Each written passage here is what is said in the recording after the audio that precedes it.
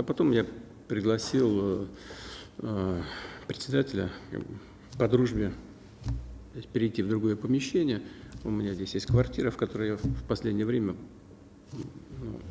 много провожу времени, работаю здесь и ночую очень часто. Поэтому мы перебрались туда, и сидя у камина и попивая чай, говорили обо всем не спеша.